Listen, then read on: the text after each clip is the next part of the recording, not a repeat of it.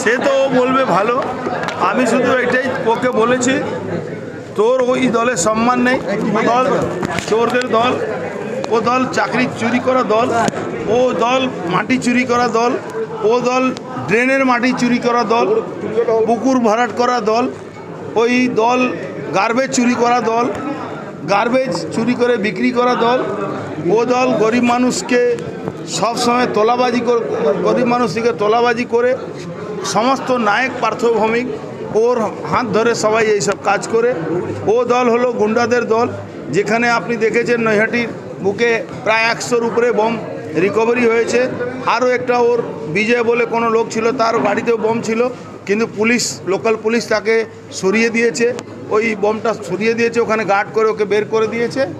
এই দলে তুই থাকতে পারিস না, তুই আবার ভারতীয় জনতা পার্টিতে চলে আয়, ভারতীয় জনতা পার্টিতে তোর পরিবারে তোর স্বাগত আছে। অনেকে জয়েন করবে, ওয়েট করুন, 27 তারিখ অবধি আপনি দেখবেন ধস নেমে যাবে।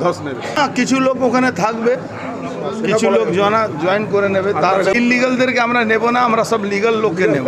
পার্থভৌমিকে ভবিষ্যৎ পার্থভৌমিক আমি কি করবো, এখানকার মানুষ ঠিক করে টলিগঞ্জের ও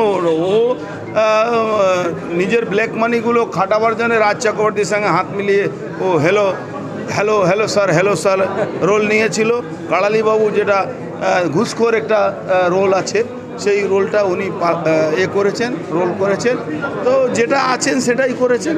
সিপিএম বলে আমাকে 4 বার এমএলএ করলো, 2 বার চেয়ারম্যান করলো।